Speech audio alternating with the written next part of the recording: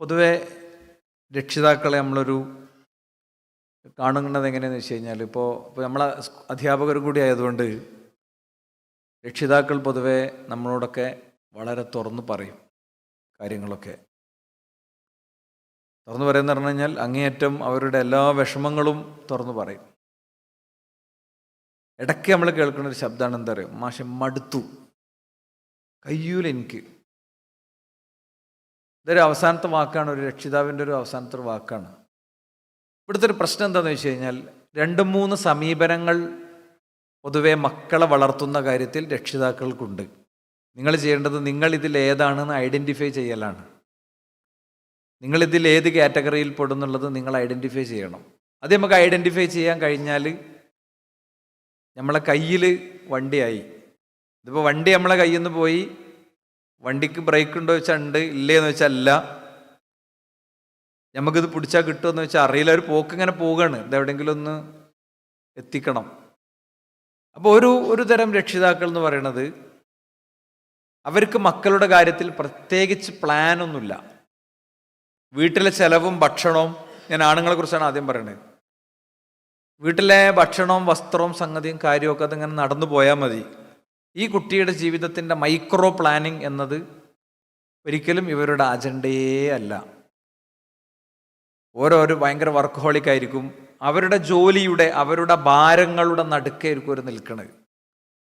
അവിടെ ആ ഭാരങ്ങളുടെ നടുക്കെ അയാളുടെ ഭാര്യ വന്ന് പറയുന്ന സങ്കടങ്ങളൊന്ന് കേൾക്കാനോ അതിനോട് ക്രിയാത്മകമായി പ്രതികരിക്കാനോ പോലും അയാൾക്ക് പറ്റൂല.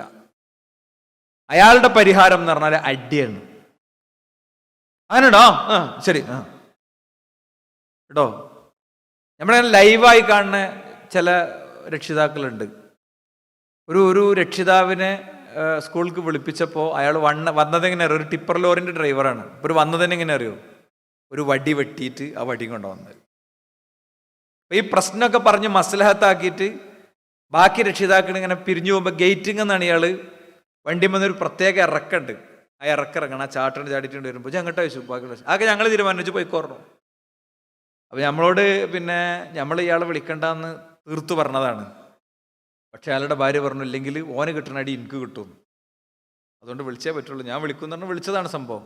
അപ്പം ഞാൻ പറഞ്ഞത് ഇതിലൽപ്പം നമ്മളുണ്ടാവില്ല, ഈ വടിയും കൊണ്ടുവരുന്ന രക്ഷിതാക്കളിൽ നമ്മളുണ്ടാവില്ല. പക്ഷെ കുട്ടിയുടെ പ്രശ്നം വന്നാൽ ആ പ്രശ്നത്തിനുള്ള ഉത്തരം എന്താ, ഒച്ചയും പുളിയും കലഹവും ആയിരിക്കും പൊതുവെ ഉണ്ടാകുക. ഇങ്ങനെ ഒരു തരം കാറ്റഗറി ഉണ്ട്. അപ്പം ആ പിന്നെ കുട്ടികളെ സംബന്ധിച്ചിടത്തോളം ഒരു അങ്ങാടി പശുവിനെ പോലെ ആയിരിക്കും. ഓൻ്റെ വരവിനും പോക്കിനൊന്നും പ്രത്യേകിച്ച് സമയമൊന്നും ഉണ്ടാവില്ല. ഓ നിസ്കരിച്ചാൽ നിസ്കരിച്ചു, നിസ്കരിച്ചിട്ടില്ലെങ്കിൽ നിസ്കരിച്ചിട്ടില്ല. ഇതൊന്നും വാപ്പാൻ്റെ കൺസേണിൽ പെടുന്നേയില്ല. എന്തെങ്കിലും ഒരു ദിവസം ഓ നിസ്കരിക്കാത്തത് ശ്രദ്ധയിൽപ്പെട്ട അടിയാണ് പരിഹാരം, ഒച്ചറലാണ് പരിഹാരം. ഇതിൽ നിങ്ങളുണ്ടോ നിങ്ങളൊന്ന് ചെക്ക് ചെയ്യാം. രണ്ടാമത്തത്, ജയില് പോലെ ആയിരിക്കും കുട്ടീൻ്റെ ജീവിതം. ആ കുട്ടിക്ക് എങ്ങോട്ടും ഇറങ്ങാനോ അനങ്ങാനോ ഒന്നും പറ്റൂല, എവിടേക്കും ഇറങ്ങാൻ പറ്റൂല. അവൻ്റെ പ്രായക്കാരുടെ വിനോദങ്ങളോ ഒന്നും അവനെ സംബന്ധിച്ചിടത്തോളം അല്ല. അവനിങ്ങനെ വീട്ടിൻ്റെ തടവറയിൽ ഇങ്ങനെ കഴിയായിരിക്കും. ഒന്നിലും അവനൊരു എക്സ്ക്യൂസും ഇല്ല, എവിടെയും അവനൊരു ചാൻസും ഇല്ല. ഈ വാപ്പിയമ്മയും വിചാരിച്ചു വെച്ചത് എന്നും ഇവൻ എങ്ങനെ തന്നെ കൊണ്ടുപോകാൻ കഴിയും എന്നാണ്. എന്നും ഇവനെയും കൊണ്ടിങ്ങനെ നടക്കാം. പണ്ട് മുലകുടി പ്രായത്തിലുണ്ടായിരുന്ന അതേപോലെ ഒന്നും നമ്മളപ്പോൾ ഉണ്ടാകും എന്നാണ് വിചാരിക്കുന്നത്. ഭയങ്കര കൺട്രോളായിരിക്കും, ഓരോന്നിലും നിയന്ത്രണമായിരിക്കും. ഓരോ വക്തും നിസ്കരിച്ചത് ഇങ്ങനെ ചെക്ക് ചെയ്തിട്ട് അതിൻ്റെ പേരിൽ ഇങ്ങനെ കമൻറ്റ് ചെയ്യലായിരിക്കും. വാപ്പ ഈ പ്രായത്തിൽ എങ്ങനെയായിരുന്നു എന്ന് വാപ്പ ഒരിക്കലും ആലോചിക്കണില്ല. ഈ ടൈപ്പ് ആളുകൾ പൊതുവെ ഉണ്ടാകും. ഞാൻ അവരെ മനസ്സിലാക്കാൻ വേണ്ടി നിങ്ങൾക്ക് പറഞ്ഞുതരാം.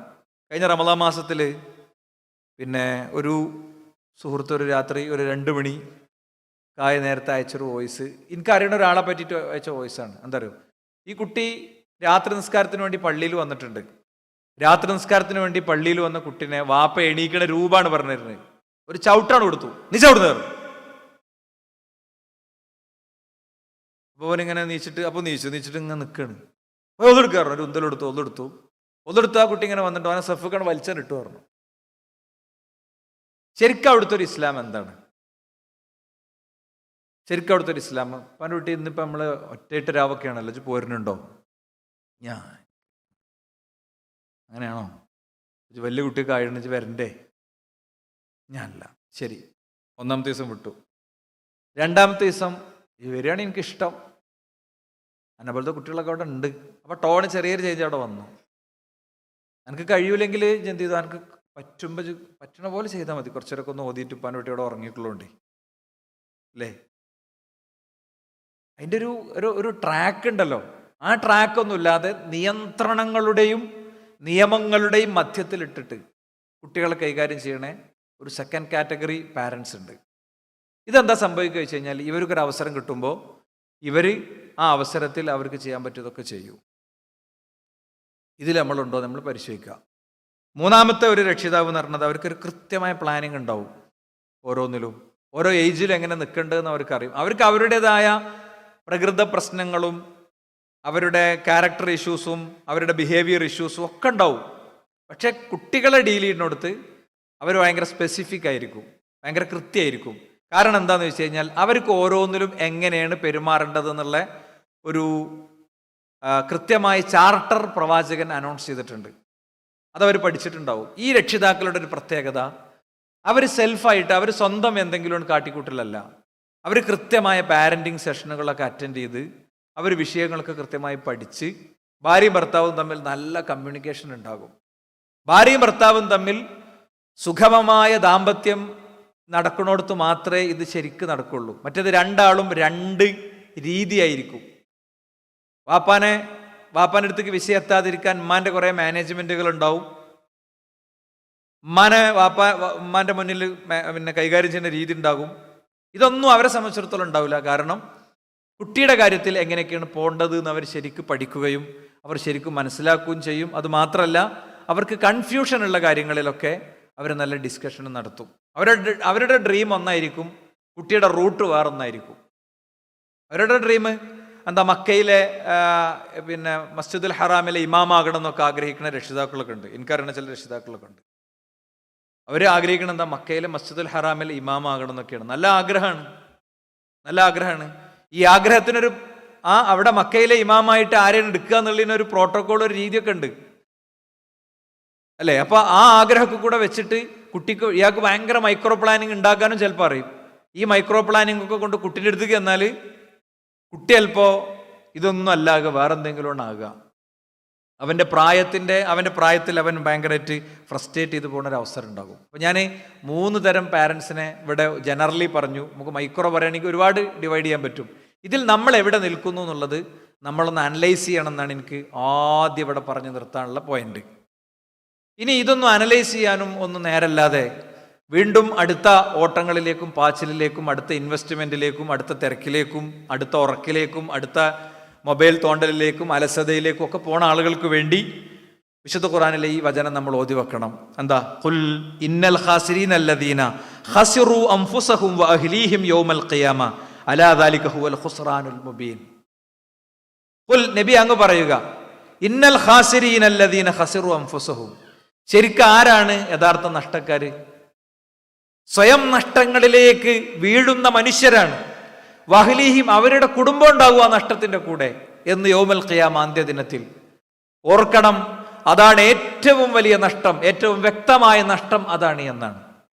ജീവിതത്തിൽ എടുക്കേണ്ട തീരുമാനങ്ങൾ, ജീവിതത്തിൽ ഉണ്ടാക്കേണ്ട പ്ലാനിങ്ങുകൾ, ജീവിതത്തിൽ നിശ്ചയിക്കേണ്ട കാര്യങ്ങൾ, ഇതിലൊന്നും വ്യക്തതയില്ലാതെ ഒരു വ്യക്തി പോകുമ്പോഴുണ്ടാകുന്ന ഒരു ഏറ്റവും അടിസ്ഥാനപരമായ പ്രശ്നമാണിത്. ഇങ്ങനെ പറയാനുള്ള കാരണം എന്താ അറിയോ? ഇങ്ങനെ പറയാനുള്ള കാരണം ഞാൻ പോയിന്റ് ഔട്ട് ചെയ്ത് പറയാം. ഒന്നാമത്തെ കാര്യം, ഒരു കുട്ടി നന്നാകുന്നതിലും ഒരു കുട്ടി കേടാകുന്നതിലും വാപ്പാക്കും ഉമ്മാക്കും കൂടി റോളുണ്ട് എന്നാണ്. ഇതെന്തെങ്കിലും ശാസ്ത്രീയ പഠനമൊന്നുമല്ല അല്ലേ. അത് ശാസ്ത്രീയ പഠനം ഒക്കെ വ്യത്യസ്തങ്ങളായ ശാസ്ത്രീയ പഠനങ്ങളും വിശദാംശങ്ങളും ഒക്കെ വാപ്പയും ഉമ്മയും ഒന്നിച്ച് വളർത്തിയ കുട്ടി, വാപ്പ മാത്രം വളർത്തിയ കുട്ടി, ഉമ്മ മാത്രം വളർത്തിയ കുട്ടി, വേറൊരാളുടെ കുട്ടിയെ എടുത്തിട്ട് വളർത്തുപുത്രനായി വളർത്തിയ കുട്ടി, ഇവരുടെയൊക്കെ മനോനിലയും ഇവരുടെയൊക്കെ ഭാവിയും ഇവരുടെയൊക്കെ സാധ്യതയൊക്കെ സംബന്ധിച്ച വലിയ പഠനങ്ങളൊക്കെ ഉണ്ട്. അതിക്കൊന്നല്ലേ നമ്മൾ പോണത്. മറിച്ച് റസൂലുള്ളാഹി സ്വല്ലല്ലാഹി അലൈഹി വസല്ലം തങ്ങൾ പറയുന്നു, കുല്ലു മൗലൂദിൻ യൂലദു അലൽ ഫിത്ര ഫഅബവാഹു യുഹവ്വിദാനിഹി ഔ യുനസ്സിറാനിഹി ഔ യുമജ്ജിസാനിഹി. ഓരോ കുട്ടിയും ശുദ്ധ പ്രകൃതിയിലാണ് ജനിക്കുന്നത്.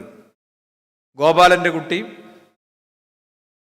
അബ്ദുൽ ഖാദറിന്റെ കുട്ടിയും ജോസഫിന്റെ കുട്ടിയും ഒക്കെ ശുദ്ധ പ്രകൃതിയിലാണ് ജനിക്കുന്നത്.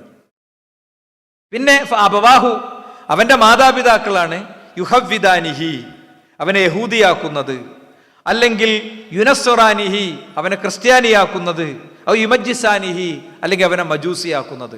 അഥവാ ശുദ്ധ പ്രകൃതിയിൽ നിന്ന് അവന് ആശയപരമായ വ്യത്യാസം വരുത്തുന്നത്, അവന്റെ നിലപാടുകൾ രൂപപ്പെടുത്തുന്നത്, അതൊക്കെ ഫങ്ഷൻ ചെയ്യുന്നിടത്ത്, അതൊക്കെ ഡെവലപ്പ് ചെയ്തെടുക്കുന്നിടത്ത് ഈ മാതാപിതാക്കൾക്ക് റോൾ ഉണ്ട് എന്നാണ്. അതുകൊണ്ട് തന്നെയാണ് വിശുദ്ധ ഖുർആൻ കൃത്യമായി പറഞ്ഞത്. എന്താ വിശുദ്ധ ഖുർആന്റെ പ്രയോഗം? ഇന്നമാ അംവാലുക്കും വ ഔലാദുക്കും ഫിത്ന വല്ലാഹു ഇൻദഹു അജ്റുൻ അളീം. ഇന്നമാ അംവാലുക്കും, നിങ്ങളുടെ സമ്പത്ത്, നിങ്ങളുടെ പറമ്പ്, നിങ്ങളുടെ ബിൽഡിങ്സ്, നിങ്ങളുടെ അക്കൗണ്ടിലെ പൈസ, നിങ്ങളുടെ ഇൻവെസ്റ്റ്മെന്റുകൾ, അതിൽ ഫിത്ന ഉണ്ട്, അതിൽ ഒരുപാട് കുഴപ്പമുണ്ട്. അതേപോലെ നിങ്ങൾക്ക് കിട്ടിയ മക്കൾ, അതിലും നിങ്ങൾക്ക് പരലോകത്ത് പണി വരാനുണ്ട്, പരലോകത്ത് പണി കിട്ടാനുള്ളത് അതിലൊക്കെ ഉണ്ട്.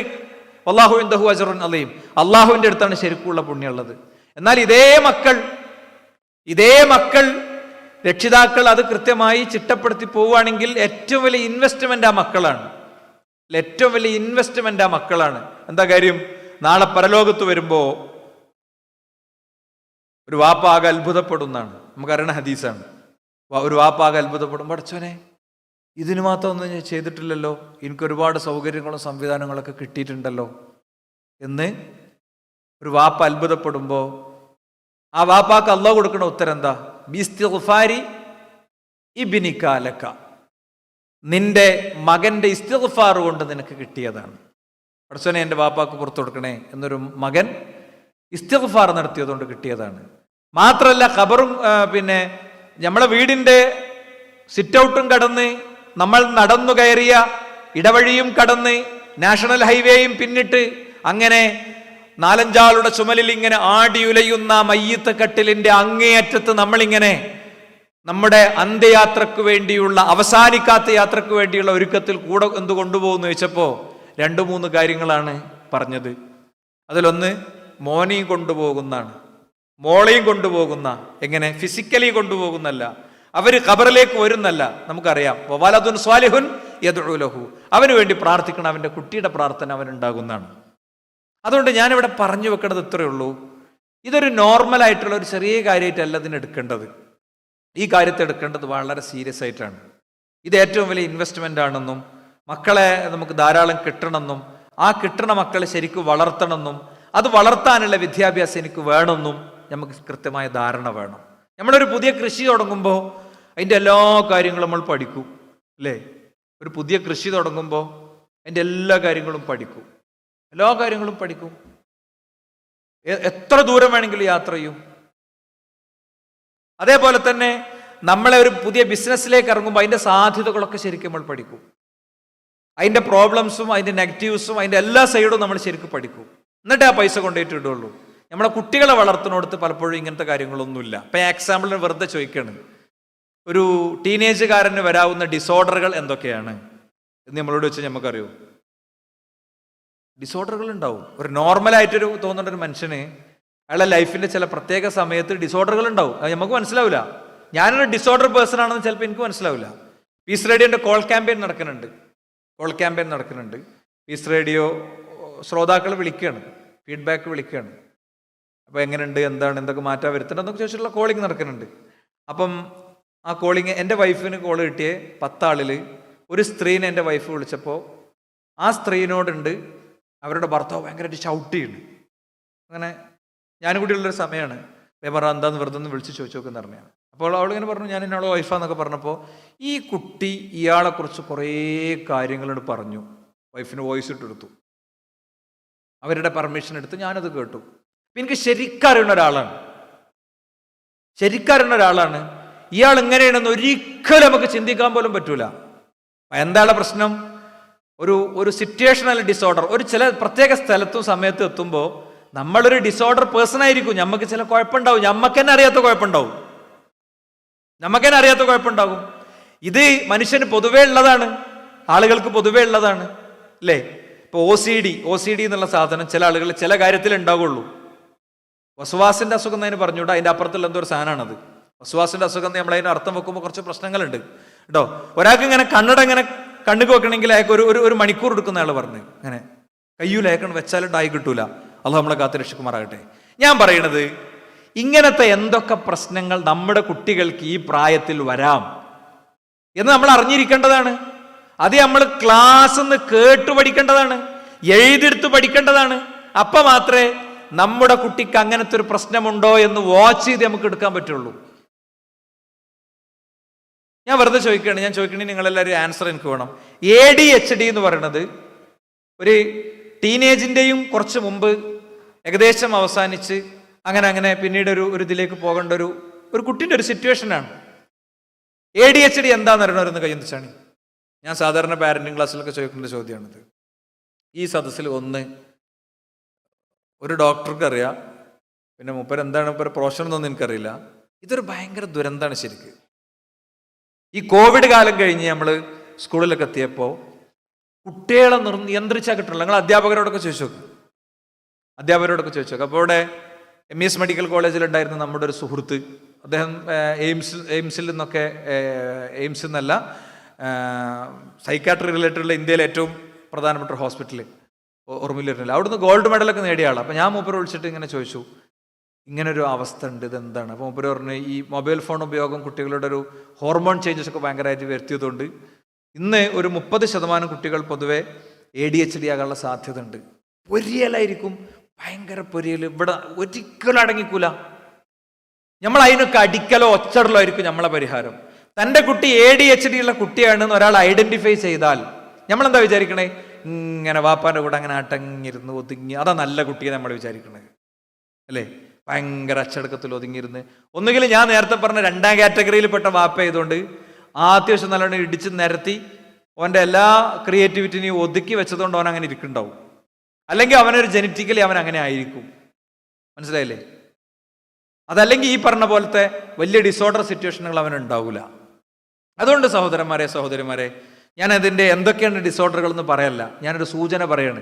ഇതൊന്നും മനസ്സിലാക്കാതെ നമുക്ക് നമ്മളെ കുട്ടികളെ ശരിയായ റൂട്ടിൽ വളർത്തിക്കൊണ്ടുവരാൻ ഒരിക്കലും സാധിക്കൂല. ചിലപ്പോൾ അവർക്ക് ചില അംഗപരിമിതികൾ ഉണ്ടാകും, കേൾവിക്കുറവുണ്ടാകും. അങ്ങനത്തെ ഇപ്പോൾ ഹോസ്പിറ്റലിലൊക്കെ ചെന്നാൽ വെറുതെ ടെസ്റ്റ് ചെയ്താണെന്നൊക്കെ പറഞ്ഞിട്ട് എന്ത് ചെയ്യും? ഇപ്പം ഞമ്മക്കൊക്കെ പോയി ടെസ്റ്റൊക്കെ എഴുതിയണമെന്നൊക്കെ ചോദിക്കും. ഭയങ്കര ഡയലോഗ്. കുട്ടി ജനിച്ച ഉടനെ നടത്തേണ്ട ടെസ്റ്റുകളെ കുറിച്ചാണ് ഈ പറയണത്. എത്രങ്ങാനോ അതിൻ്റെ ഒന്നും ആവശ്യമില്ല, ഞാൻ ഈ 3 ആക്കും നടത്തിയിട്ടില്ല, എന്നിട്ടൊരു കുഴപ്പമില്ല എന്നൊക്കെ പറയും. അങ്ങോട്ട് ഡോക്ടറും എഞ്ചിനീയറും സയന്റിസ്റ്റും ഒക്കെ മൂപ്പരുടെ അകലാണ് കേട്ടോ. ചിലപ്പോൾ കാഴ്ച പരിമിതി ഉണ്ടാകും. എൻ്റെ കുട്ടിക്ക് UKG ചേർത്തതോടു കൂടെ ഭയങ്കര പോകാൻ മടി ബാക്കിയൊക്കെ ആയി. അവൻ്റെ ടീച്ചറാണ് കണ്ടെത്തിയത് അവന് നല്ല കാഴ്ച പരിമിതി ഉണ്ട്, അത്യാവശ്യം നല്ല കട്ടിങ് കാനുള്ള ഗ്ലാസ് അവൻ ഉപയോഗിക്കണത്. അതോടെ എൻ്റെ എല്ലാ മക്കൾക്കും അത് ഉണ്ടാകും എന്ന് ഏകദേശം പരിശോധിക്കുന്ന ഡോക്ടർ പറഞ്ഞു. ഇപ്പോൾ ഏകദേശം 2 കുട്ടികൾക്ക് കൂടെ വെക്കാനുള്ളൊരു നേരവും സമയം നോക്കിയാൽ മതി, അത്ര കൃത്യമാണ്. ഇതൊന്നും മനസ്സിലാക്കാതെ നമ്മൾ കുട്ടികളെ കൊണ്ടുപോകുമ്പോൾ കുട്ടികളെ നമുക്ക് കിട്ടാൻ എളുപ്പമാണ്. കിട്ടിയ കുട്ടിയെ നോക്കി കൈകാര്യം ചെയ്ത് കൊണ്ടുപോകാൻ ഒരു വലിയ വിഷയമാണ്. അത് ഇന്ന് അതിനൊക്കെ നമുക്ക് പഠിക്കാനും മനസ്സിലാക്കാനും ഒക്കെ കൃത്യമായ സൗകര്യങ്ങളും സംവിധാനങ്ങളും ഉണ്ട്. അതുകൊണ്ട് അത്തരം കാര്യങ്ങൾ നമ്മളുടെ അടുത്ത് നിന്ന് ഉണ്ടായിക്കൂടാ എന്നുള്ളതാണ് ഞാൻ പറയുന്നത്. ഇത്തരം ഡിസോർഡറുകളെയും ഇത്തരം പ്രശ്നങ്ങളെയും കുട്ടിയുടെ പരിമിതികളെയും ഒന്നും, ചിലപ്പോൾ കേൾവി പരിമിതി ആയിരിക്കും, ചിലപ്പോൾ അങ്ങനെ വളർന്നുണ്ടാവും, ഒരു രോഗം വളർന്നുണ്ട്, നമ്മൾ അറിയുന്നുണ്ടാവില്ല. 10-30 വയസ്സാകുമ്പോൾ പെട്ടെന്നൊരു ദിവസം കാഴ്ച പോയിട്ടുണ്ടാവും. ഈ രോഗത്തിന് ചിലപ്പോൾ 8-9 കൊല്ലത്തെ പഴക്കമുണ്ടാകും.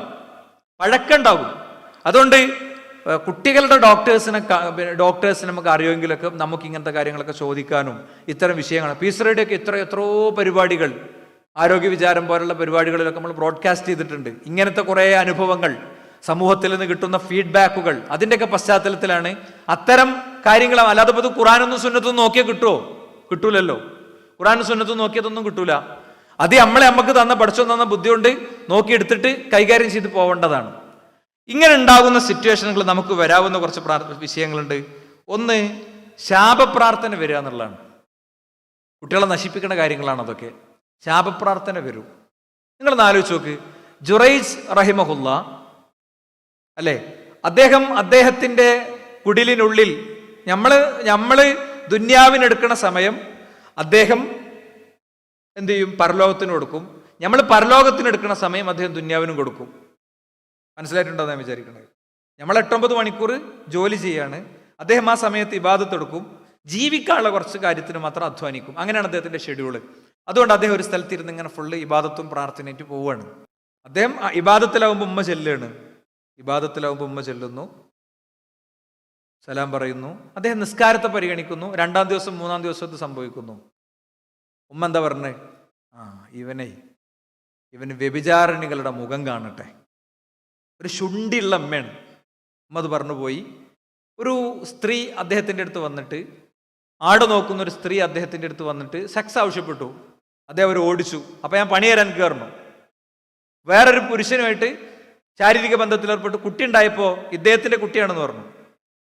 2 റകഅത്ത് നിസ്കാരത്തിൻ്റെ ഒരു ശക്തി നിങ്ങൾ ആലോചിച്ച് നോക്കണം. വെറും 2 റകഅത്ത് നിസ്കാരം. അദ്ദേഹം 2 റകഅത്ത് നിസ്കരിച്ചിട്ട് പടച്ചവനോടാണ് പ്രാർത്ഥിച്ചിട്ട് പറഞ്ഞു, കുട്ടി ആരാണ് എൻ്റെ വാപ്പാൻ പറഞ്ഞു കൊടുക്കുകയായിരുന്നു. കുട്ടികളുടെ കഥയൊക്കെയാണ് പറഞ്ഞു കൊടുത്തു. ഈ ചരിത്രം കേൾക്കുമ്പോൾ മനസ്സിലാക്കേണ്ട എന്താ അറിയോ? നമ്മളിങ്ങനെ കയ്യൊക്കെ പിടിച്ച് എൻ്റെ മോനെ നീ നശിപ്പിക്കണേ പടച്ചവനെ എന്നൊന്നും പറയണ്ട. വാപ്പ അമ്മ എന്നുള്ളവർക്ക് ഇബാദത്തിൽ നിന്നൊരു മനുഷ്യന്റെ കാര്യത്തിൽ പോലും ഇതാണ് ഉമ്മയുടെ വാക്കിന്റെ ശക്തിയെങ്കിൽ നമ്മളെ പല കുട്ടികളും നശിച്ചു പോണതിൻ്റെ കാര്യം പാരൻസിൻ്റെ അടുത്തുനിന്ന് അവരുടെ ഇമോഷൻസിൻ്റെ ഇടയിൽ, അവരുടെ വികാരങ്ങൾക്കിടയിൽ, അവരുടെ വർത്തമാനങ്ങൾക്കിടയിൽ പുറത്തു ചാടുന്ന വാക്കുകളാണെന്നുള്ള കാര്യത്തിൽ യാതൊരു സംശയമില്ല. ഇത് നമ്മൾ പ്രത്യേകം കാണണം. ഇനി നീട്ടി പറയേണ്ട എല്ലാ പോയിന്റ്. മറ്റൊരു കാര്യം എന്താ വെച്ച് കഴിഞ്ഞാൽ, മക്കളെ നമ്മൾ പരിഗണിക്കുക വഴി നമ്മൾ മക്കളെ നശിപ്പിക്കുന്നുണ്ട്. മക്കളെ ചില ആളുകളുടെ ഒക്കെ ഉള്ളിൽ ഇപ്പോഴും ഉറങ്ങിക്കിടക്കുന്ന ഒരു തരം ജാഹിലിയത്തുണ്ട്. അതെന്താ അറിയോ? പെൺകുട്ടികളെ വിദ്യാഭ്യാസം തിരഞ്ഞെടുക്കുമ്പോൾ ഒരുപാട് പൈസ ചെലവാക്കാത്ത ജാതിയാണ് എടുക്കുക. ആൺകുട്ടികളത് തിരഞ്ഞെടുക്കുമ്പോൾ കുറച്ച് പൈസ ചെലവാക്കിയാലും കുഴപ്പമില്ല എന്നുള്ളവർക്ക് എടുക്കുക. ഇത് ഞാൻ ഈ പറയുന്ന സാധനം സമുദായത്തിൽ ഒരു 5% ഉള്ളിലിപ്പോൾ ഉണ്ടാവുള്ളൂ. പക്ഷേ ആ 5% വിഷയം അഡ്രസ്സ് ചെയ്ത് പോകേണ്ടതാണ്, അല്ലേ? ആ 5% കാര്യം അഡ്രസ്സ്. നിങ്ങൾക്ക് നിങ്ങളെ പെൺകുട്ടിൻ്റെ വിദ്യാഭ്യാസം എടുക്കുമ്പോൾ ഒരുപാട് പരിഗണനകൾ കൊടുക്കാം. കുട്ടികൾ പൊതുവെ കുട്ടികളുടെ ആഗ്രഹത്തിനൊത്ത് വിദ്യാഭ്യാസം എടുക്കുക. ഭയങ്കര മോട്ടിവേഷണൽ സ്പീക്കർമാരൊക്കെ ഭയങ്കര ഡയലോഗൊക്കെ പറയും. പക്ഷേ നമ്മളെപ്പോഴും മനസ്സിലാക്കേണ്ട ഒരു കാര്യം എന്താ അറിയോ? ഒരു കുട്ടി ഈ പ്രായത്തിലെത്തുമ്പോൾ അവന് പ്രീ ഫ്രണ്ടൽ കോർട്ടക്സ് എന്ന് പറഞ്ഞൊരു സാധനം ഉണ്ടാകണില്ല അവൻ്റെ തലച്ചോറിൻ്റെ ഉള്ളിൽ.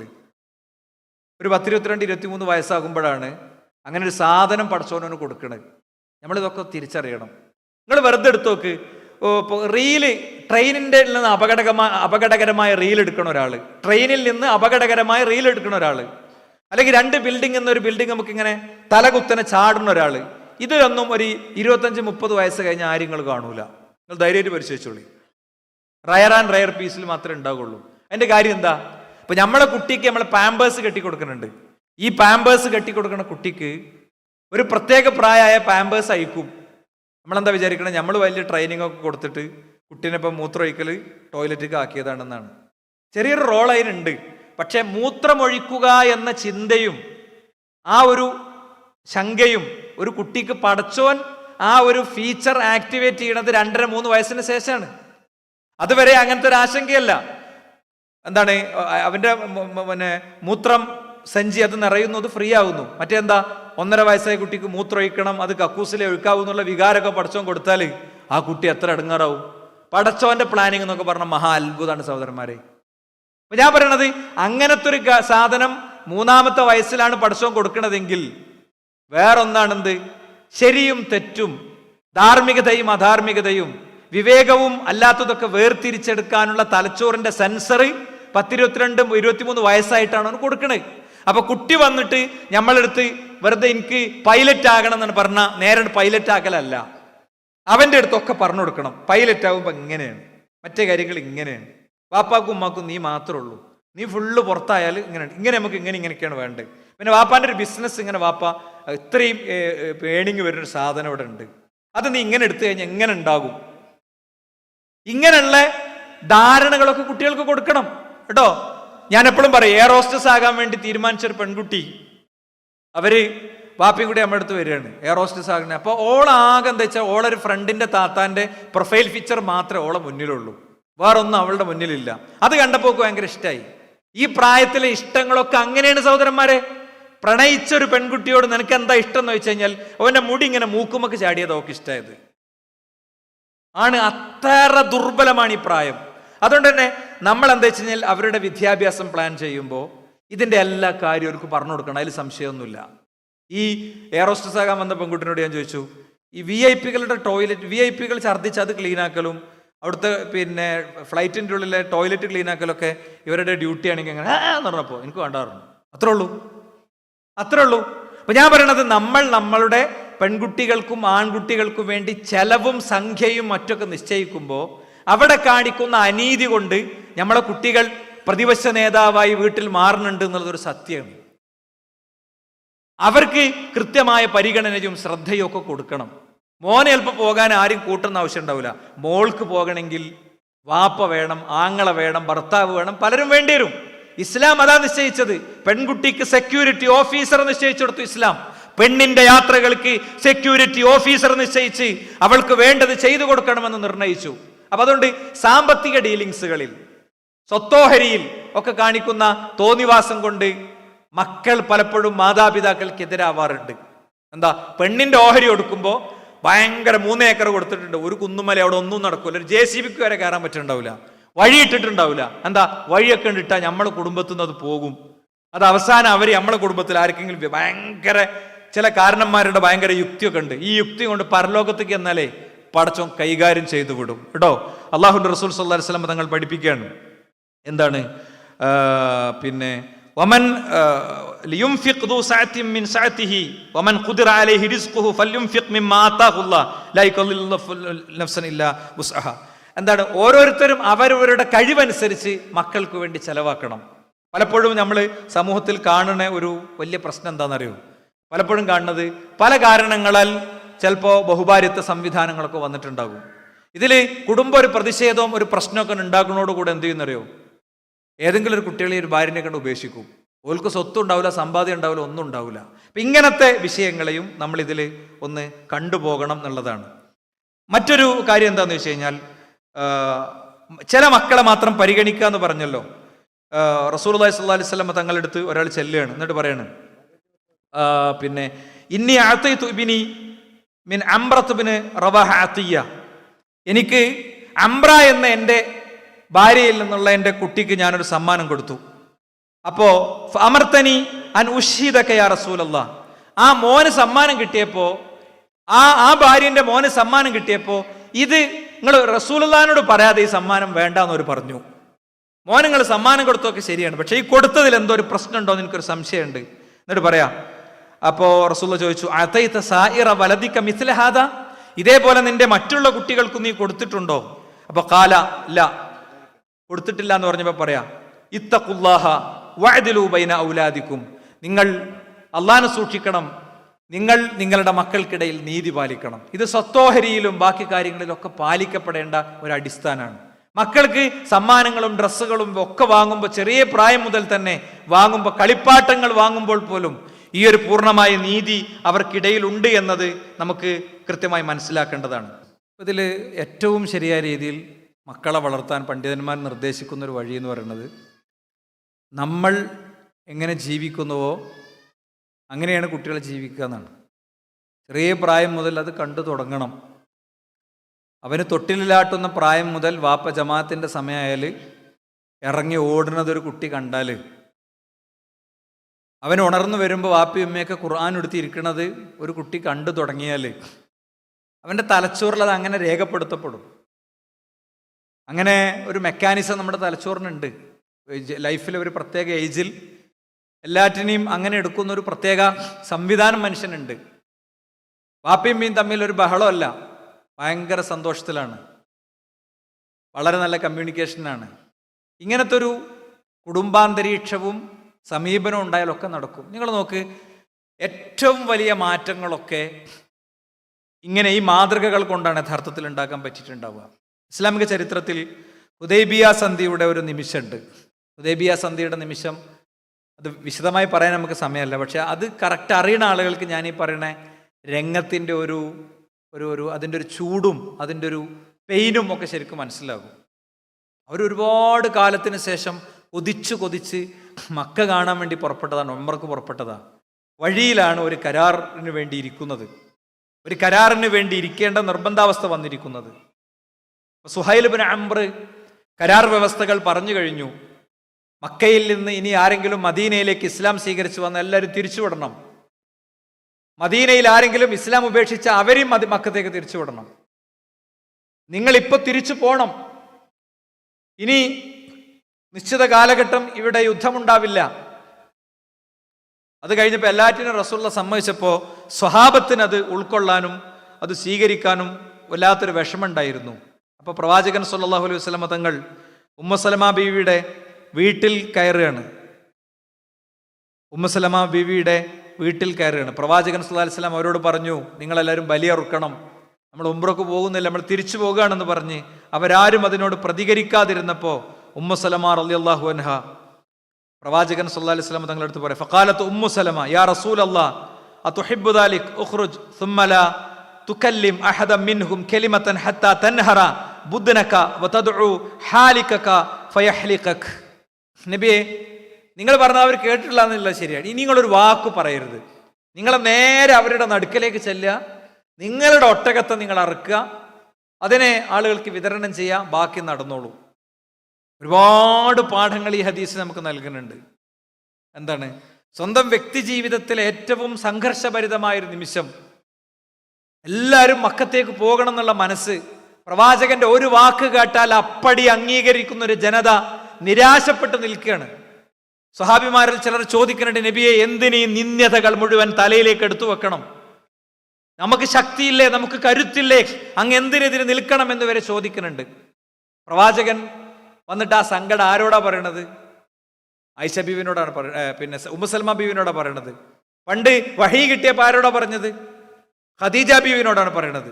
ടെൻഷനുകളൊക്കെ, വിഷമങ്ങളും ടെൻഷനുകളൊക്കെ ഇറക്കി വെക്കാനുള്ള ഒരു ഇടം കൂടിയാണ് ഭാര്യയും ഭർത്താവും എന്നുള്ള വലിയ പാഠം ഇവിടെ കിട്ടുന്നുണ്ട്.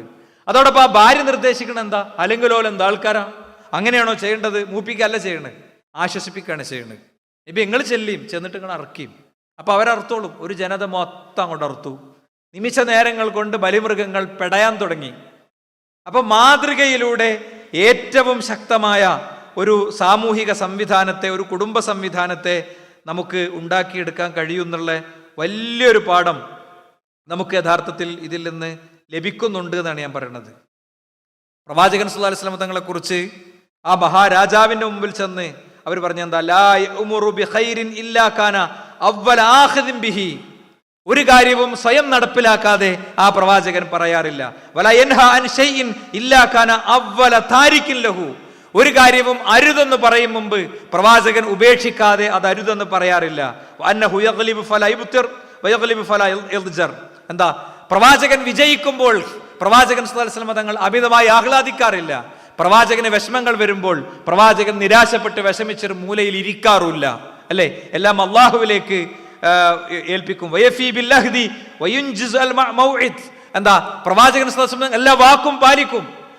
വാക്കു കൊടുത്തോ അത് പാലിച്ചിരിക്കും. അതുകൊണ്ടാണല്ലോ ബദർ യുദ്ധത്തിനുള്ള ഒരുക്കം നടക്കുമ്പോഴാണ് രണ്ട് സ്വഹാബിമാര് വരുന്നത്. ആരാ? ഹുദൈഫയും വാപ്പയും വരുന്നത്.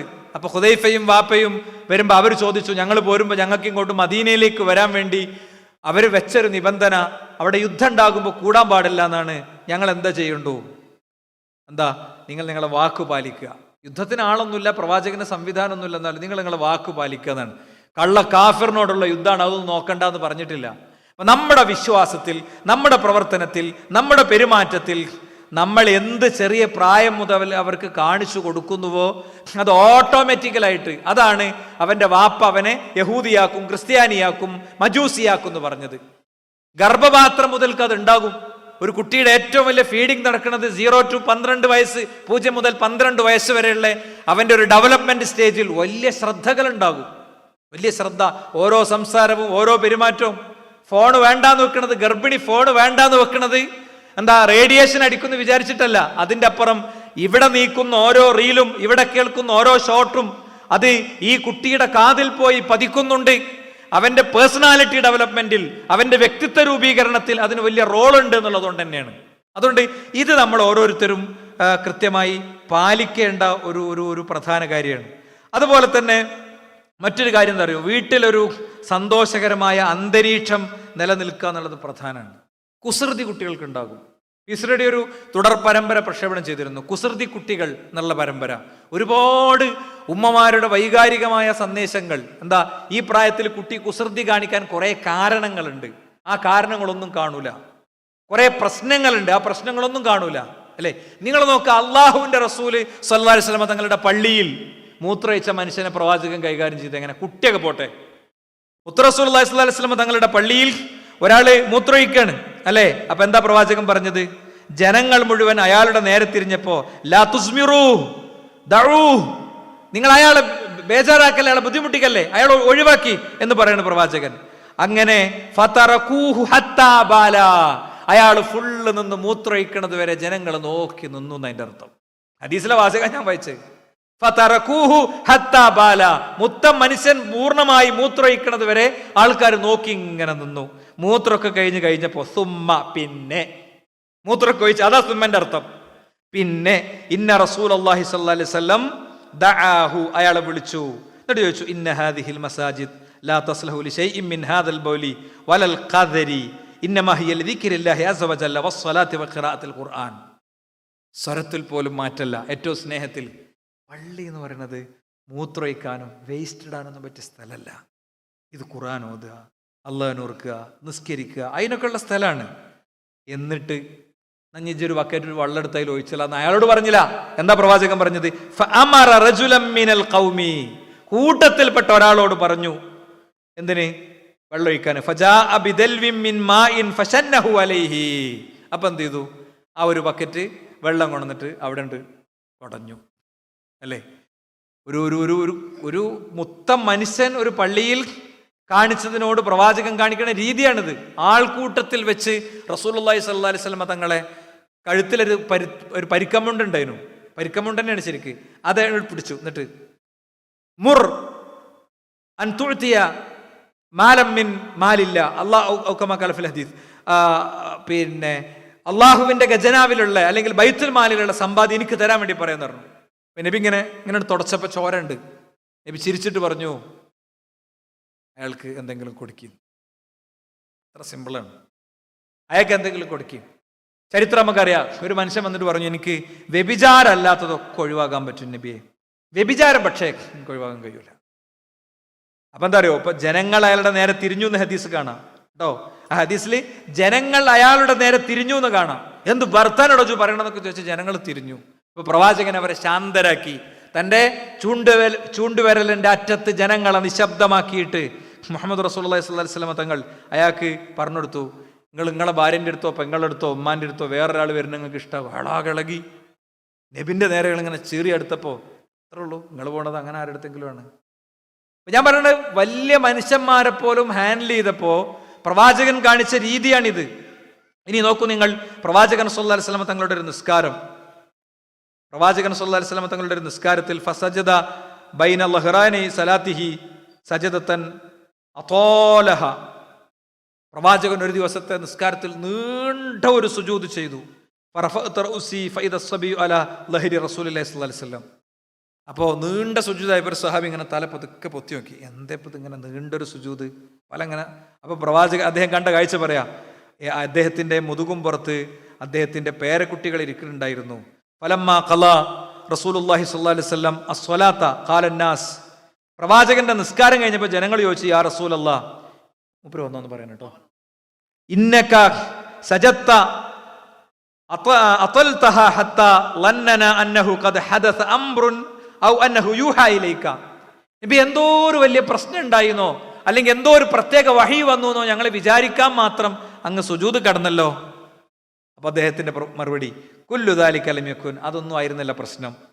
വലാകിന്ന ഇബ്നി ഇർതഹലനി, എൻ്റെ മോൻ എൻ്റെ മേലെ കയറി ആനക്കളി കളിച്ചു, എൻ്റെ പേരക്കുട്ടി. ഫകരിഹ്തു അൻ ഉഅജ്ജിലഹു ഹത്താ യഖ്ലി ഹാജതഹു, അപ്പൊ അവൻ ആവശ്യമില്ലത്ര നേരം കളിക്കണിന്റെ മുമ്പ് ഞാൻ അവനെ ഫ്രീ ആക്കണ്ടെന്ന് വിചാരിച്ചു. നമ്മളെ വീട്ടിലെ പാത്രം ഒന്നും അവൻ എടുത്തീന് എന്തൊക്കെ പറയല് അല്ലേ, നമ്മളെ വണ്ടി ഓൻ എടുത്താൽ പറയേണ്ടത്, അതിൽ സംശയമൊന്നുമില്ല, അതിലൊന്നും വലിയ ശ്രദ്ധയൊന്നും ഉണ്ടാവില്ല. അതെന്താ, പലപ്പോഴും നമ്മളറിയുന്നല്ല. ഇപ്പൊ കഴിഞ്ഞ ദിവസം എൻ്റെ മോന് ബൈക്കൊക്കെ പഠിച്ചവരോട് ഇങ്ങനെ വരുന്നുണ്ട്, ബൈക്കൊക്കെ പഠിച്ചു എന്നേ. നമ്മൾ ചെറിയ പ്രായം മുതൽ മോനോട് ഇങ്ങനെ പറയും, എന്ത്, എനിക്ക് വണ്ടി എടുക്കേണ്ട സമയമാകുമ്പോൾ ഉപ്പ എന്ത് ചെയ്യും, എന്നെ ഒരു ഡ്രൈവിംഗ് സ്കൂളിൽ ചേർത്തിട്ട് എങ്ങനെയാണോ വണ്ടി പഠിക്കേണ്ടത് അങ്ങനെ പഠിപ്പിച്ചു തരും. ഞാൻ 40 വയസ്സ് ഒക്കെ ആയിട്ടാണ് ഡ്രൈവിംഗ് പഠിച്ചിട്ടുണ്ട്. എൻ്റെ മുമ്പ് ഞാൻ ഡ്രൈവിംഗ് പഠിച്ചിട്ടില്ല. പക്ഷെ അന്നെ അങ്ങനെ ആക്കൂല. എനിക്ക് നമ്മൾ നേരത്തെ ഡ്രൈവിംഗ് പഠിച്ചു തരും. അവൻ്റെ ഉള്ളിൽ ഇങ്ങനത്തെ ചില വികാരങ്ങളുണ്ടെന്ന് എനിക്ക് അറിയണമുണ്ട്. പക്ഷെ അവൻ്റെ ഫ്രണ്ട് ഒരു 2 ആഴ്ച മുമ്പ് ആക്കി കൊടുത്തു. അപ്പം ഞാൻ കണിശമായി പറഞ്ഞു, ഞാൻ അവനോട് വളരെ കണിശമായി പറഞ്ഞത് ചോദിച്ച് അവൻ പറഞ്ഞിരുന്നു പോലെ ഞാൻ പറഞ്ഞു, മേലാൽ ഞാനിതറിഞ്ഞാൽ. ആദ്യം പറഞ്ഞെടുത്തു ഇതുണ്ടായാലുണ്ട സംഭവം എന്താണ്? ഉണ്ടായാലുള്ള സംഭവം വാപ്പാനെ അറസ്റ്റ് ചെയ്ത് കൊണ്ടുപോകും. വല്ല ആക്സിഡൻറ്റിന് പറ്റിയാൽ ഇൻഷുറൻസ് ഒന്നും കിട്ടൂല. ഫുള്ള് പൈസ നമ്മളെ പെര വിറ്റ് കൊടുക്കേണ്ടി വരും. എൻ്റെ ഒരു 2 മിനിറ്റിൽ ആസ്വാദനത്തിന് വേണ്ടി അങ്ങനെ ആകാൻ പാടില്ല, ശരിയല്ലാന്ന് കലൽ. പിന്നെ അവന് വണ്ടിമ്മ കയറിയെന്ന് എനിക്ക് തോന്നിയപ്പോൾ ഞാനത് കണിശമായി പറഞ്ഞു, ഇതിനില്ല ഞാൻ വണ്ടി എടുക്കൂല ഞാൻ വിചാരിക്കണ്ടത്. ഞാൻ പറയണതിൻ്റെ മുമ്പ് അങ്ങനെ നമുക്ക് പറയാൻ പറ്റുള്ളൂ. അപ്പം അത് കൈകാര്യം ചെയ്യേണ്ട കേസാണ്. പക്ഷേ ഓന് വാങ്ങിക്കൊടുത്ത കാറില്ലേ, ഇവിടെ കുറച്ച് ചെറിയ കുട്ടികളുള്ളവരുണ്ടല്ലോ, അതിൻ്റെ RC നമ്മൾ ഓന് കൊടുക്കൂല. അതെന്താ കാർ അവിടെ ഇട്ടാണ്, അവനോൻ ഇഷ്ടം എടുത്തിട്ടോടെ എന്താ? അതിൻ്റെ RC ഓണർ ഓനാണ്, അത് ഓന് കൊടുക്കണം, അത് അവന് കൊടുക്കണം. അതിന് പറ്റിയ കളിപ്പാട്ട് നമ്മൾ വാങ്ങിക്കൊടുത്താൽ മതി. വീട് ഇങ്ങോട്ട് സംഘർഷഭരിതാക്കി. എങ്ങനെ? കുറച്ച് വല്യന്മാരും കുറച്ച് വല്യപ്പാരും കുറച്ച് ഉമ്മാരും ഉപ്പാരും കൂടിയിട്ട് ഈ കുട്ടിക്ക് അവൻ്റെ കുട്ടിത്തത്തിൻ്റെ ആനന്ദങ്ങൾക്കൊന്നും ഇടം കൊടുക്കൂല. ഒരു പ്രത്യേക പ്രായം കഴിഞ്ഞാൽ പിന്നെ ഒന്നിലും നിയന്ത്രണം ഉണ്ടാവില്ല. പിന്നെ ഒന്ന് തോന്നിയ മാതിരിയാണ്. അങ്ങോട്ട് ഇറങ്ങാൻ പറ്റില്ല. അങ്ങോട്ട് കുട്ടി സ്കൂളിൽ വന്ന് കൊണ്ടുപോയപ്പോൾ വല്യപ്പ മരിച്ചു പറഞ്ഞപ്പോൾ കുട്ടി വെച്ചത് വല്യപ്പയല്ലേ മരിച്ചത്, ആ വല്യമ്മയാണെങ്കിൽ ഒന്നും കൂടെ നന്നായിന്ന് പറഞ്ഞു. വല്യന്മാരെ സ്നേഹം അങ്ങനെയാണ്. അപ്പം ഇങ്ങനെ കൺട്രോൾ ചെയ്യാണ്. വല്യപ്പ കുറച്ചും കൂടെയൊക്കെ മൂപ്പർക്ക് ഫേവറായിട്ട് തീരുമാനം എടുക്കുന്ന ആളാണ്. വല്യപ്പാരും വല്യന്മാരും ഒക്കെ മനസ്സിലാക്കേണ്ട ഒരു കാര്യമാണ് എന്ത്, ചിലരെ മനസ്സിലാക്കി കഴിഞ്ഞോളണമെന്നില്ല. പക്ഷേ ചിലപ്പോൾ നമ്മൾ മറക്കുകയും ചെയ്യും. എന്നാലും അവർക്ക് ചെയ്യാവുന്നതും ചെയ്യാൻ പറ്റാത്തതൊക്കെ വീട്ടിലൊരു ധാരണ വേണം. ഒരു കുട്ടി ഒരു ജനൽമ പിടിച്ച് കയറി ഒട്ടിക്കൊള്ളും. അതിനോട് 2-3 പ്രതികരണങ്ങളുണ്ട്. അങ്ങോട്ട് ചൂടാകുക കുട്ടിനോട് പോയിട്ട്, എന്ത് ചൂടായി എന്താ കാര്യം, ഓനത് കഴിഞ്ഞ് അടുത്തോടത്ത് കയറും അല്ലേ. ആ കുട്ടിയുടെ തലച്ചോറിൽ ടാപ്പ് ചെയ്യാൻ വേണ്ടി നമ്മൾ ഇങ്ങനെ കുട്ടികൾ കയറാൻ പാടില്ല. കുട്ടി ഇങ്ങനെ കരയാൻ നോട്ടിക്കൊള്ളും. കുട്ടിയുടെ എല്ലാ കരച്ചിലും ഒരേപോലെ അല്ല നമ്മൾ കൈകാര്യം ചെയ്യാം. ഒരു കുട്ടി വീണ് ചോരൊക്കെ വന്ന കരയാണ്. അപ്പം നമ്മൾ കരണം അങ്ങനെ കരഞ്ഞോ, ഉറക്കനെ കരഞ്ഞോ റോട്ടിക്ക് കേൾക്കട്ടെ അങ്ങനെ പറയാം. അവിടെ നമ്മൾ വാരിയെടുത്ത് ഉമ്മ കൊടുത്ത് നല്ലോണം പരിഗണിച്ച് പിന്നീട് ഇതാക്കണം. മുറി ഞാൻ വലിയ മുറി ഉണ്ടെന്ന് വിചാരിച്ചു, മുറിയൊന്നുമില്ല, ചെറിയ മുറിയുള്ളൂ. വലിയ മുറിയൊക്കെ ഉണ്ടാവും എന്നാലും അല്ലേ. സ്കൂൾ അധ്യാപകർക്കൊക്കെ അറിയാം, കുട്ടികൾ എന്തെങ്കിലും മുറി കാണി വന്നാൽ കുറച്ച് ടീച്ചർമാരുണ്ടാവും എന്നൊക്കെ പറയും. അതോടെ കുട്ടീൻ്റെ അസുഖം കൂടും. അപ്പം നമ്മളൊക്കെ പറയും ഇന്ന ആൾക്കാർ വൈക്ക് വരരുത് അറിയും, കുട്ടി ഉഗ്ഗേ മുറിയൊക്കെ ചെയ്താൽ. ഒരു തരം ഡീലിങ്സ് ആണ്. അപ്പോൾ അങ്ങനെ ആ കുട്ടീൻ്റെ എടുത്തു. എന്നാലോ ഒരു കുട്ടി വാശി പിടിച്ച് കരയാണ്. അപ്പോൾ പറയാം ഉറക്കനെ കരഞ്ഞോ, നല്ല ഉഷാറാണ്, നല്ല രസമുള്ള കരച്ചിലാണ്, അടിപൊളിയാണ് കേട്ടോ. ഈ വീട്ടിൽ അടുത്ത ഡയലോഗ് ചെറിയ പ്രായം മുതൽ നിങ്ങൾ സെറ്റ് ചെയ്ത് വെച്ചോളി. ഈ വീട്ടിൽ കരഞ്ഞിട്ട് വരെ ഒരു കുട്ടിക്കും ഒരു സാധനവും കിട്ടിയിട്ടില്ല. ഈ വീട്ടിൽ ഉപ്പച്ചൻ്റെ അടുത്ത് വന്നിട്ട് ചിരിച്ച് പറയണം, ഉപ്പച്ചേ എനിക്കിത് വേണമെന്ന് പറഞ്ഞാൽ റെഡി. അല്ലെങ്കിൽ ഉപ്പച്ചിൻ്റെ ഉമ്മാനോട് ഫോൺ വാങ്ങിയിട്ട് ഉപ്പച്ചനെ വിളിച്ച് പറയണം, ഉപ്പച്ചിന്ന് വരുമ്പോൾ എനിക്കത് കൊണ്ടുവരണം. ഈ ഡയലോഗ് തന്നെ ചെറിയ പ്രായം മുതൽക്ക് നിങ്ങളൊന്നും ഇങ്ങനെ പറഞ്ഞു വന്നു നോക്ക്. ഈ തീ ഇങ്ങനെ കത്തുമ്പോൾ അതിന് മറ്റേ സാധനം ഉണ്ട് വെച്ചാൽ തീ കണ്ട് കിട്ടില്ല. അതേമാതിരി പെട്ടെന്നാണ് കരച്ചിൽ ഇങ്ങനെ നിൽക്കുന്നത്. പക്ഷെ കരച്ചിലിൻ്റെ കാറ്റഗറി തീരുമാനിക്കണം. കുട്ടിക്ക് നല്ല വയറുവേദന ഉണ്ട്, കുട്ടി ഇങ്ങനെ കടന്ന കരയാണ്. അപ്പം നമ്മൾ ഈ വീട്ടിൽ കരഞ്ഞിട്ടൊരു കാര്യമില്ല, പറഞ്ഞിട്ട് കാര്യമില്ല. അപ്പം ഇതൊക്കെ ഐഡന്റിഫൈ ചെയ്യപ്പെടുക എന്നുള്ളത് ഭയങ്കര പ്രധാനമാണ്. ഇന്ന നേരത്തെ ഭക്ഷണം കഴിച്ചേ, അത് ഭക്ഷണത്തിൻ്റെ പ്രശ്നമായിരിക്കും. ആണുങ്ങൾക്ക് മനസ്സിലാവില്ലെങ്കിലും പെണ്ണുങ്ങൾക്ക് അത് മനസ്സിലാവുന്നുണ്ട്. അതൊന്നുമില്ല, ചോറ് കൊടുത്താൽ ശരിയാവും എന്നറിയും. എനിക്ക് ചെറിയ 2 കുട്ടികളുണ്ട്, അതുകൊണ്ട് ഈ വിഷയത്തിൻ്റെ എക്സ്പേർട്ടാണ് ഞാൻ കേട്ടോ. 2.5 വയസ്സും 3.5 വയസ്സുള്ള 2 കുട്ടികൾ എനിക്കുണ്ട്. അതുകൊണ്ട് ആ ഫുൾ പാറ്റേൺ എനിക്ക് 100% അറിയും. എന്താ സ്വാഭാവികമായിട്ട് അങ്ങനെയാണ്. നിങ്ങൾ കുട്ടീനെ പള്ളിയിലേക്ക് കൊണ്ടുപോവാണ്. പള്ളിയിലേക്ക് കൊണ്ടുപോകുമ്പോൾ ആദ്യേ ആ കുട്ടിക്ക് ഇങ്ങനെ ചെറിയ പ്രായം മുതൽ ഇങ്ങനെ കേട്ട് തുടങ്ങണം. പള്ളിയാണ്, ഒച്ചുണ്ടാക്കാൻ പാടില്ല. എന്ന് കുഞ്ഞാവ് ഒച്ചൊന്നും ഉണ്ടാക്കിയിട്ടില്ല. ഒരു സർപ്രൈസ് ആയിട്ട് ഒരു കടലമുട്ടായി. ഇതെന്തിനാ? 3 വട്ടം പറയിപ്പിക്കണം. ഇന്ന് പള്ളിയിൽ നല്ല കുട്ടിയായിരുന്നേന് അല്ലേ. ആ ടോണൊക്കെ അങ്ങനെ തന്നെയാണ്. ആ കുട്ടീനോടുള്ള സംസാരത്തിന്റെ ടോണ് 6ാം ക്ലാസ്സുകാരനോടുള്ള ടോണല്ല, 6 മാസമായ കുട്ടീനോട് ആ ടോണല്ല, 60 ദിവസമായ കുട്ടീനോട്. 60 ദിവസമായ കുട്ടീനോട് നമ്മൾ പറയണില്ലേ? പറയുന്നുണ്ടല്ലോ. 60 ദിവസമായ കുട്ടീനോട് ഉമ്മ വെക്കുന്നുണ്ട്, പറയുന്നുണ്ട്. അവിടെ മുതൽ പറഞ്ഞു പോരേണ്ടതാണിത് എന്നാണ് ഞാൻ പറഞ്ഞതിന്റെ ചുരുക്കം.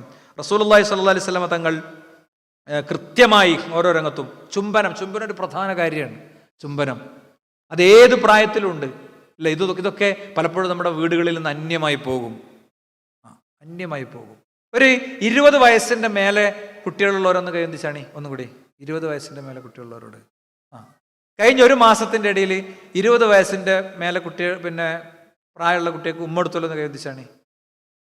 ഇതാണ് നമ്മളെ കുടുംബത്തിന്റെ പ്രശ്നം. ഒരു 6-7 ആള് കൂടിയ ഒരു 10 ആള് ഇവിടെയാണ് നമ്മളെ പ്രശ്നം കിടക്കുന്നത്. വളരെ എളുപ്പമാണ്. നിങ്ങൾ വീട്ടിൽ നിന്ന് ഇറങ്ങുമ്പോൾ നിങ്ങളെ ഭാര്യയ്ക്ക് ഒരു ഉമ്മ കൊടുക്കാണ്ട്. വാപ്പിമ്മികളുടെ അടുത്തൊന്നും ഉമ്മ കൊടുക്കണ്ട അല്ലേ? വാപ്പിമ്മിയുള്ള കൊടുത്തൊന്നും ഓല് പഴയ ജനറേഷൻ ആയിരിക്കും. ഓല് ചിലപ്പോൾ നിങ്ങൾ ഈ പറഞ്ഞൊന്നും അങ്ങനെ ആക്കിക്കൊള്ളുന്നില്ല.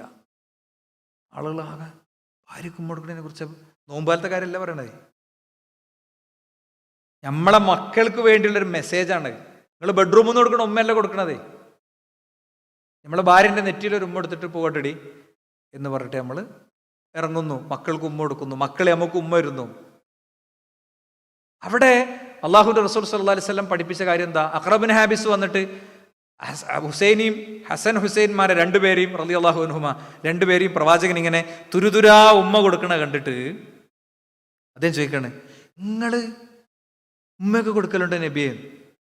എനിക്ക് കുറെ മക്കളുണ്ട്, ഞാൻ ഉമ്മയൊന്നും കൊടുക്കലില്ല എന്ന് പറഞ്ഞപ്പോ അദ്ദേഹത്തിന്റെ ഉത്തരം എന്താ അറിയോ? ലാ യർഹം ലാ യുർഹം. മക്കളോട് കാരുണ്യം കാണിക്കാത്തവർക്ക് അവരോട് അള്ളാഹുവും കാരുണ്യം കാണിക്കൂല എന്നാ. അപ്പൊ ചുംബനത്തിൽ അതുണ്ട്. കുട്ടികൾ വരുന്ന സമയം പോണ സമയം എന്തു പണിയാണെങ്കിലും ആ വാതിൽക്കൊക്കെ ഒന്നാണ് നിൽക്കണം.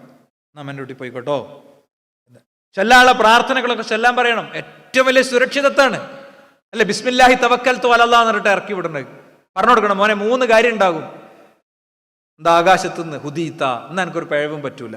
കുഫീത്ത, ഇന്ന് എനിക്കത് മതി. ഈ ദിക്ർ ചൊല്ലിയിട്ട് നമ്മൾ വിടണേ. ബിസ്മില്ലാഹില്ലദീ ലാ യദുറു മഅ ഇസ്മിഹി ശൈഉൻ ഫിൽ അർളി വലാ ഫിസ് സമാ എന്നുള്ള ദിക്ർ മോനും മോളും രാവിലെയും വൈകുന്നേരം ചൊല്ലി നമ്മൾ ഉറപ്പുവരുത്തണം. അതേപോലെ ആയത്തുൽ കുർസി ഓതി ഉറക്കണം. ഒരു ഹാഫിളിനെ നിശ്ചയിച്ചിട്ടുണ്ട്. ഇങ്ങനെയുള്ളതൊക്കെ ഇതാ പറഞ്ഞത്, ഓരോന്നും മൈക്രോ ചെയ്ത് എവിടെ ഇതിനൊക്കെ നേരം നോക്കും. മിക്സിയും അലക്കു മെഷീനും ഒരു ഉപകരണവും ഇല്ലാത്ത കാലത്തും രക്ഷിതാക്കൾ ഇവിടെ ഒരു സാധനം പാക്കറ്റായിട്ട് വാങ്ങാൻ കഴിയാത്ത കാലത്ത് ഒരു കോയിനെ ആട്ടിയിട്ട് തൊടുല് മുഴുവൻ ആട്ടിയിട്ട് കോയിനെ പിടിച്ചിട്ട് ചൂടുവെള്ളത്തിൽ മുക്കിയിട്ട് ആ മറ്റേ പരിക്കലുണ്ടല്ലോ പറിച്ച് ഒരാളും ഇവിടെ ഉണ്ടാവില്ല എന്ന് ഉറപ്പ്. ഒന്ന് കയ്യും തിക്കും പറിച്ചലുണ്ടെങ്കിൽ മാഷാ അല്ലാഹ് എല്ലാ കണക്കും തെറ്റിച്ചു. ഏത് കോയിനെ ആട്ടിയിട്ട് ഒന്നുകൂടി ചോദിക്കാണ്, കോയിനെ മൊത്തം തൊടുകൂടെ ആട്ടിയിട്ട് പിടിച്ചിട്ട് ചൂടുവെള്ളത്തിൽ മുക്കിയിട്ട് പറിച്ചോല്ലോ. ഒന്നുകൂടി കയ്യും തിക്കും. മാഷാ അല്ലാഹ് എൻ്റെ എല്ലാ കണക്കും വീണ്ടും തെറ്റിച്ചു. ആണുങ്ങളൊക്കെ ഇട്ടതിൽ കേട്ടോ. ഓക്കെ, അപ്പോ അങ്ങനത്തെ പണിയൊന്നുമില്ല. എന്നൊക്കെ ആപ്പിൽ ബുക്ക് ചെയ്യാൻ. ആപ്പിലാകുന്ന ജീവിതത്തിൽ നമ്മളുള്ളത്, ആപ്പിലാകുന്ന ജീവിതത്തിൽ ഒക്കെ ആപ്പിലാണ്. അതുകൊണ്ട് നമ്മൾ കാര്യങ്ങളെ ശരിക്കും ശ്രദ്ധിച്ചു പോവുക.